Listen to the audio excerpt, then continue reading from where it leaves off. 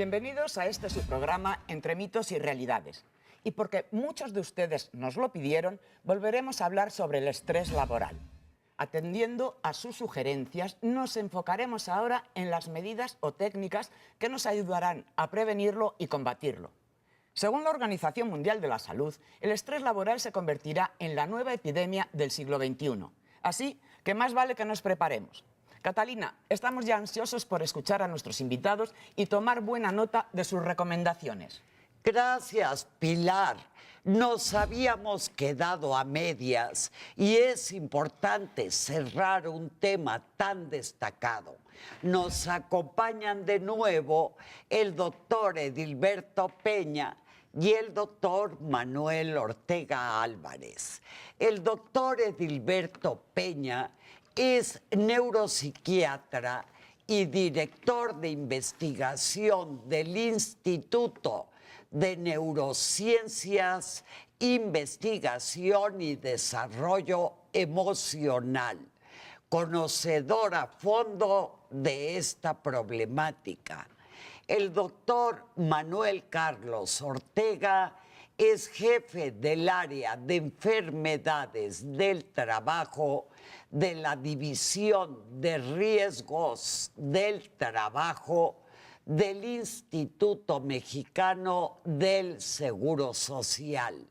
Sean bienvenidos y pasamos rápidamente. Te pregunto, Edilberto, en la pasada emisión concluimos que el estrés laboral puede enfermarte. Nos gustaría que nos dijeras cómo puede prevenirse. La prevención tiene que ser desde el área de las empresas y formalmente con una política sobre el trabajo, pero si nos vamos, y es el área que trabajo yo de cerca, si nos vamos sobre el individuo, hay que saber que el estrés existe y que es imposible tener un trabajo sin estrés. La primera propuesta y primer enunciado así de categórico es: no vas a tener un trabajo sin estrés. Esta fantasía de estar buscando dónde voy a estar relajado y va a ser el nirvana, eso no va a pasar. Si quitamos esa fantasía, entonces ya ponemos al individuo en una actitud adecuada para poderse enfrentar al trabajo.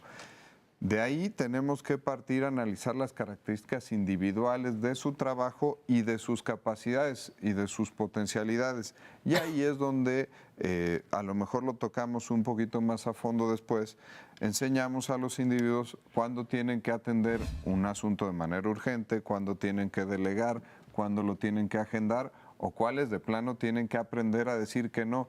Los mexicanos somos muy hechos a siempre decir que sí. Probablemente no te vaya a hacer caso y no lo vaya a hacer, pero de principio cuando tú vas y me lo pides, te voy a decir que sí.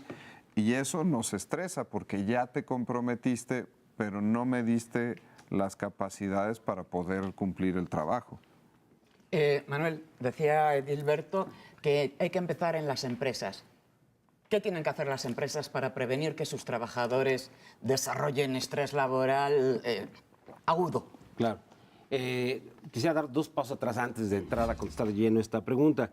En cuanto a lo que podemos hacer para evitar que el estrés laboral termine generando daños a la salud, que era lo que platicamos la vez pasada, podríamos hablar de dos grandes áreas donde se puede intervenir. Uno es propiamente la pregunta, ¿no?, que es la prevención, acciones directas, pero otro tema más, que claro, lo dejaremos para más adelante, que tiene que ver con la promoción de la salud, es decir, todo aquello que en general incrementa nuestro nivel de salud y que por lo tanto va a mejorar mi respuesta ante estos factores que se generan, capaces de generar estrés laboral. Entonces, entrando ahora sí de lleno a la prevención, podemos primero también definir que son tres entidades las que están involucradas. Uno, por supuesto, las empresas, pero también tenemos por otro lado al trabajador, como ya se comentaba, y hay una entidad más que es muy importante poner sobre la mesa, que es el gobierno, ¿no? El gobierno como aquel que es el responsable de regular las relaciones entre los trabajadores y las empresas. Es importante entonces tener claro que los tres son responsables de generar estas acciones tanto de prevención como de promoción. Concretamente con las empresas, Bueno, lo primero que necesitan las empresas, y eso es lo que está generando precisamente el gobierno en este momento, es tener claro que existe. Porque mucho tiempo... ser conscientes Exacto, de que hay ese problema. Ahí hay ese problema, ¿no? Y decíamos que lo que genera este estrés laboral y que está en el trabajo es lo que conocemos como factores de riesgo psicosociales. ¿Se acuerdan que comentábamos que eso es exactamente lo que las situaciones que se encuentran en las empresas que desencadenan el estrés laboral y que cuando no se atiende con celeridad, pues desencadena un daño a la salud?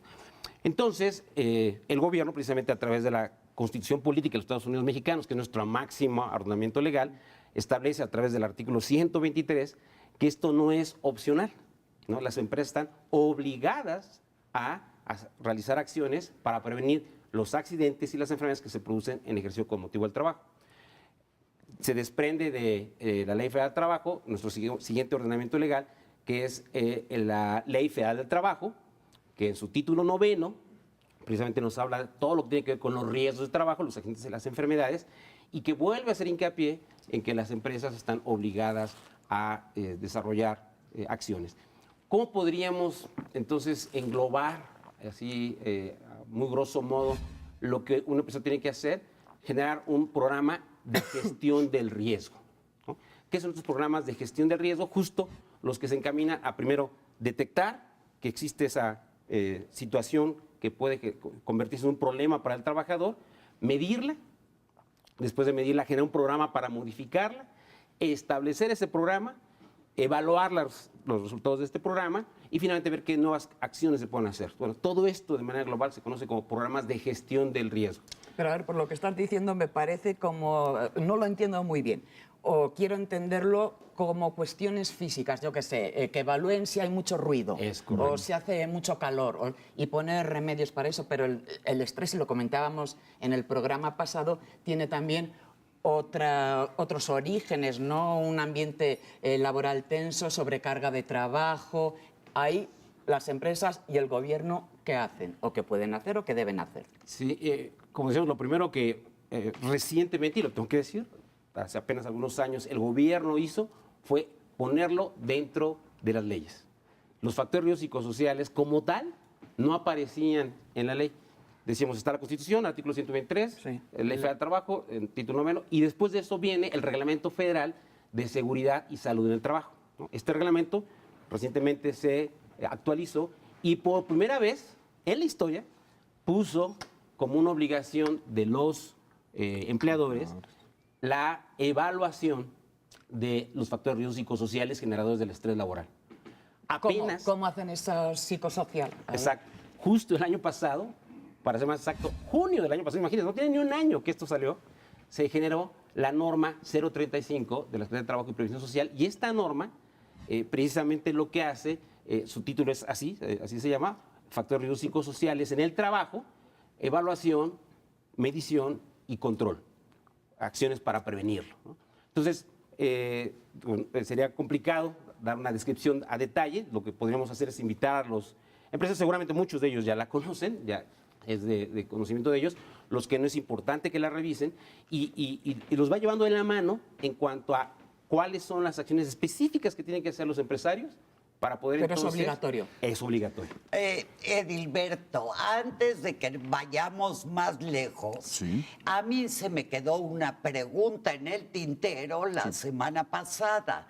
Hay un gran porcentaje de la población que trabaja por su cuenta, es decir, profesionistas independientes. Entonces no tienes un jefe, tienes 3, tienes 4. Todos. ¿Cómo lidias con un problema así? Ahorita que el doctor Manuel platicaba sobre las acciones de medición, hay, y puede descargar en la audiencia, una escala de medición de estrés laboral de la Organización Internacional del Trabajo. Hablabas hace rato del ruido. No solamente incluye el ruido, incluye desde las relaciones patronales, laborales, empleado, y para el trabajador independiente incluye tu nutrición, tu sueño, tu exposición a enfermedades, incluso físicas, incluso en esa clasificación viene la exposición a enfermedades sexuales, las horas que trabajas, el salario que percibes, y de acuerdo a esa escala te viene una calificación de qué tan estresado de acuerdo a tu trabajo estás. Entonces, como mencionas en la pregunta, los empleados propiamente tienen manera de medirse, pero también los profesionistas independientes tienen sus factores específicos de estrés donde no todo va en relación a la empresa, pero se enferman. Porque además, Edilberto, uno no tiene horarios. No. A lo mejor son las 12 de la noche, la 1 de la mañana y estás chambeando. Y además tampoco el ambiente laboral. Ahora que haces referencia a compañeros de trabajo, pues poco. El contacto es mínimo. Generalmente estamos acostumbrados a que estos pacientes, ya les dije pacientes, Acabamos en pacientes. llegan como pacientes porque empiezan a manifestar situaciones secundarias al estrés laboral. El programa pasado hablábamos del burnout, del síndrome burnout, el síndrome de desgaste laboral, donde ya llegas hasta una actitud cínica sobre tu trabajo y sobre responder a las necesidades. De ahí te puedes pasar a un síndrome de fatiga crónica, donde así descanses lo que descanses, no es suficiente y sigues sintiéndote muy mal. Y de ahí puedes pasar a otras enfermedades secundarias. En el área neuropsiquiátrica, trastornos depresivos y de ansiedad, problemas de sueño, insomnio. En el área física, hipertensión, puedes tener también síndrome de colon irritable, una enfermedad que vemos cada vez más frecuente que se llama fibromialgia. Y empezamos a ver esos motivos de consulta por los cuales llegan los pacientes y al momento que estás desmenuzando los factores de riesgo que juegan en la patología de esa persona, te das cuenta que el estrés laboral tiene mucha importancia, ya sea alguien que está empleado en una empresa o un profesionista independiente que, te lo diré a título personal, esos cuestan más trabajo porque como son sus propios jefes, todas estas recomendaciones no las hacen caso. No, para nada. Las transmiten, pero no las llevan. Pero además es su propio jefe, pero tiene varios jefes. Sí, tiene que Y uno responder. amanece neurótico un día y el otro de buen humor, pero al tercer. Es una locura y es súper difícil. Ahí hay que ser muy enfático con ellos de cómo estos factores de riesgo están afectando su vida y ahí a lo mejor entramos un poquito a los temas de tratamiento. Les platicaré. Espérame, Edilberto, nos están avisando que tenemos que hacer una muy breve pausa, pero regresamos para que nos den tips o formas de cómo evitar esta situación.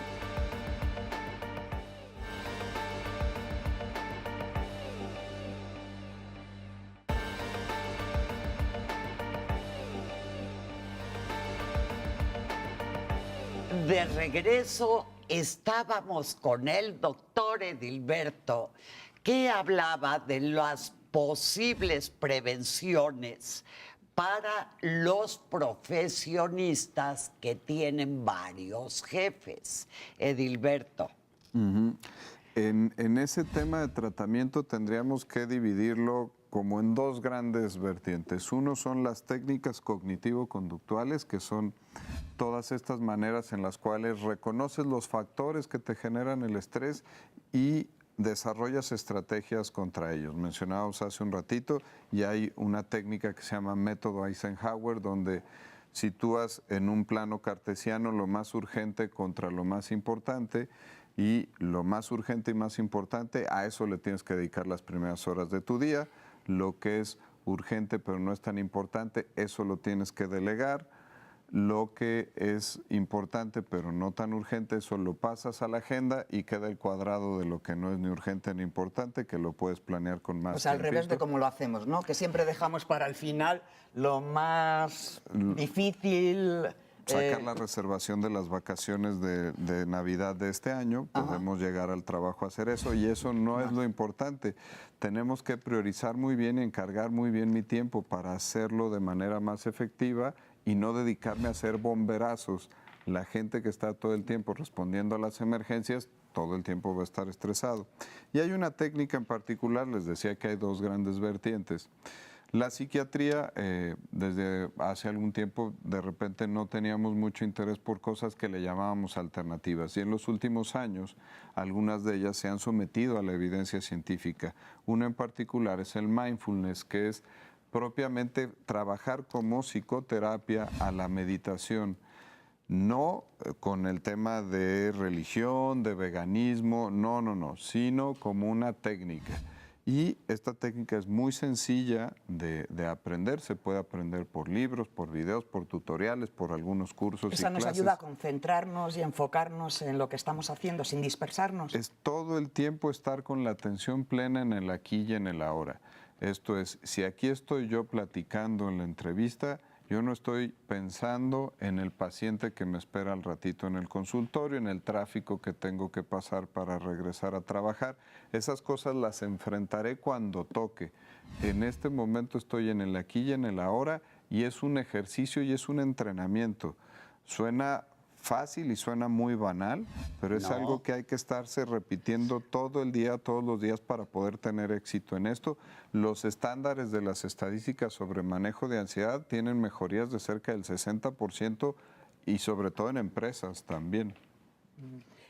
Manuel, pero las empresas podrían, por ejemplo, tienen que, o sería conveniente, está bien concentrarse, pero también descansar a ratitos, ¿no? O sea, permitir que cada 2 horas el trabajador pueda descansar un par de minutos, que hacer o salir a tomar un café o el café no y el cigarrito tampoco. ¿Qué se puede hacer ahí para que no sea tan estresante? Exacto. Como decimos, bueno, lo primero es tomar todas las acciones que sean necesarias para evitar entrar a ese estrés. Y si se fijan, podríamos resumir mucho lo que ha comentado el doctor hasta ahorita con respecto a las empresas, y es lo que se busca con toda esta nueva normatividad, es una mejor organización, ¿no? En eso básicamente podemos resumir de manera muy simplista, organizar mejor los patrones, los directivos, los propios trabajadores. Pero si ya en lo que el patrón, en lo que los directivos toman la decisión, el trabajador como tal, ¿qué puede hacer? Además de organizar mejor su trabajo.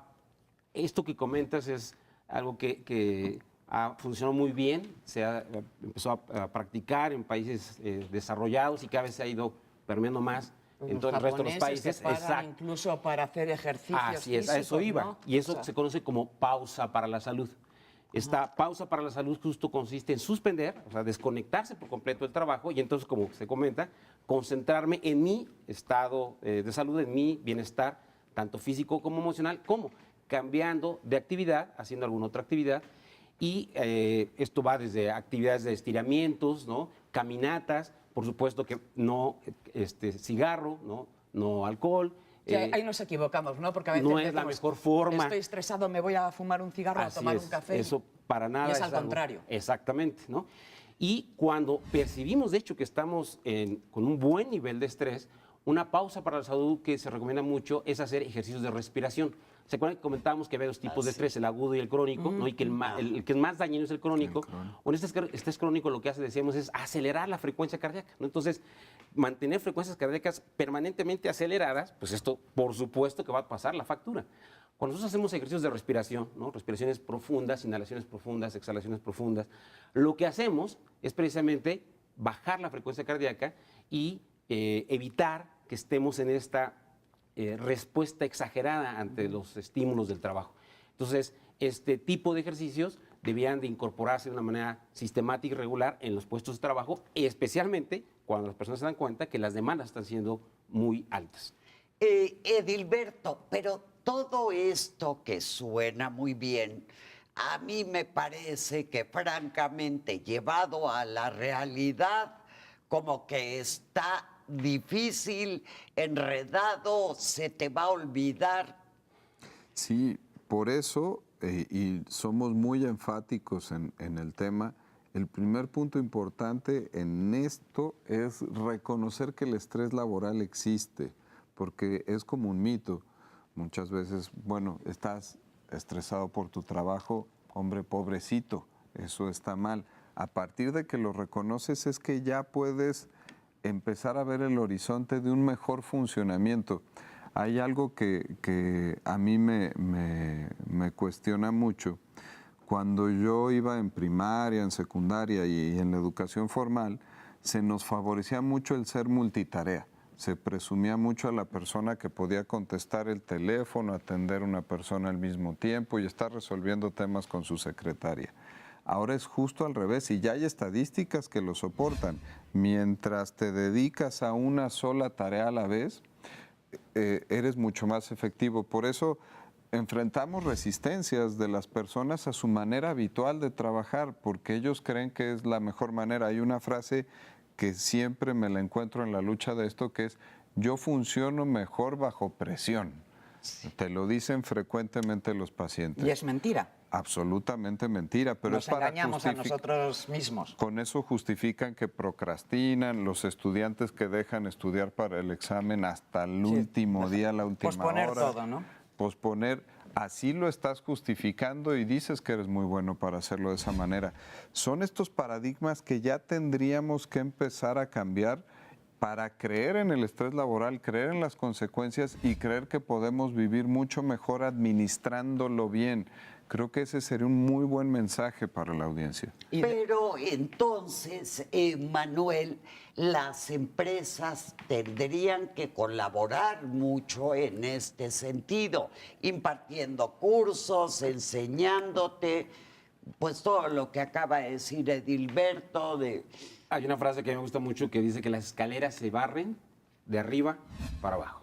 Entonces, definitivamente, y por eso es el énfasis de la legislación a nivel mundial, los primeros en comprometerse, en poder identificar el problema y atacarlo, son los empleadores, ¿no? Los dueños de las empresas, decíamos después los directivos, ¿no? Que a lo mejor no son los dueños, pero son los que seguirían en el orden, después los sindicatos, las organizaciones de trabajadores, que puedan también contribuir a hacer algo que conocemos como un cambio de estilo de vida. Porque como bien decías, o sea, consejos así sueltos, ¿no? Pues ahorita lo hago, al rato se me olvida.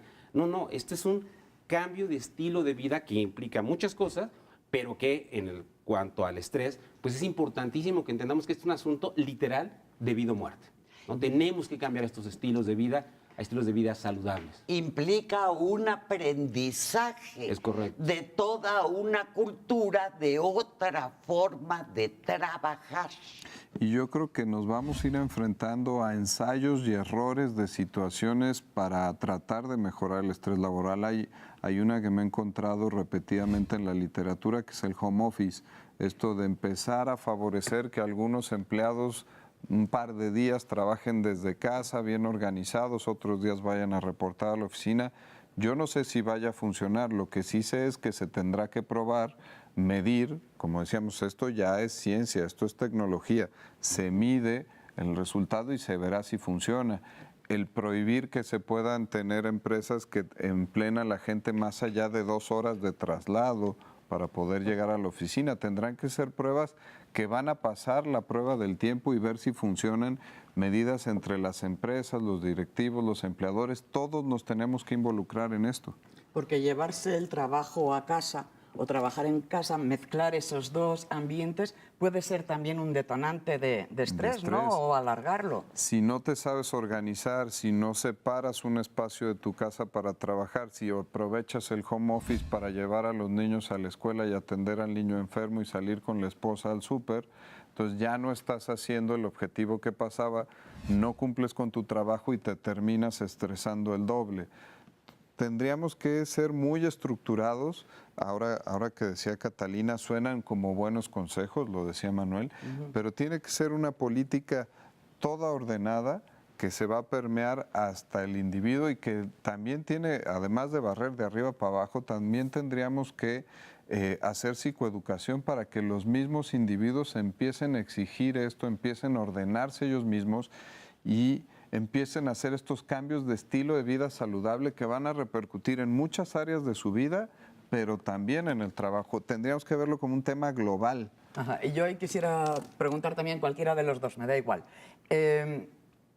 Las vacaciones, el descanso de fin de semana o los días que nos toca descansar, ¿las utilizamos bien o mal? Porque a veces nos quejamos de que llegamos el lunes más cansados de lo que nos fuimos el viernes o de las vacaciones más estresados.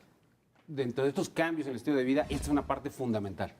De hecho, los 3 puntos fundamentales en los que debemos estar trabajando continuamente es descanso, actividad física y nutrición. En cuanto a descanso, es cierto, hay gente que no descansa el fin de semana, ¿no? O que su descanso consiste literalmente en no hacer nada. Eso no es el mejor descanso, ¿no? Tampoco. Tampoco es el mejor descanso. El descanso que más favorece el evitar este estrés laboral es un descanso en donde se involucra a la familia, en donde haya tiempo de calidad, en donde el individuo pueda darse cuenta que el fruto de su trabajo se está viendo redituado en un mayor nivel familiar, y no estos trabajos en donde, como se decía, o no se deja de descansar ni siquiera en casa, o donde el descanso es quedarse acostado sin hacer absolutamente nada. Entonces, tenemos que tener un buen de descanso. puro antro. Otra actividad que es poco saludable, ¿no? Se cansa mucho. Con respecto a la actividad física es muy importante también. O sea, no estamos hablando de hacer ejercicio para bajar de peso. No, es hacer una actividad física regular de por vida. Esto es otra cosa que ayuda mucho a mejorar mi respuesta ante el estrés laboral. Es decir, yo necesito caminar por lo menos 20 minutos 3 veces al día, a la semana, para poder tener un buen nivel de Pero Manuel, el tiempo, ¿de dónde lo sacas? Por eso es que hay empresas que son socialmente responsables, que la misma empresa propicia estas cosas, que dentro del horario de la empresa dan condiciones para que se haga una actividad física regular, se toman clases de aeróbics, se da algún tipo de gimnasia, porque los empresarios poco a poco han ido entendiendo, no todos, pero hacia allá estamos buscando transitar, como decíamos, que entre más saludable esté su trabajador, más productivo va a ser, menos va a faltar. Sí, repercute en bien de la empresa. De la propia empresa. Y falta el tercer punto cortito, que era la nutrición, donde tenemos que dejar de vivir a dieta y comer normal, saludable para vivir. Y regularmente, sin saltarnos comidas ni nada, ¿no? Ya no a dieta, comer bien. La verdad, seguiríamos haciendo preguntas y más preguntas, porque este es un tema que en mayor o menor medida a todos nos afecta.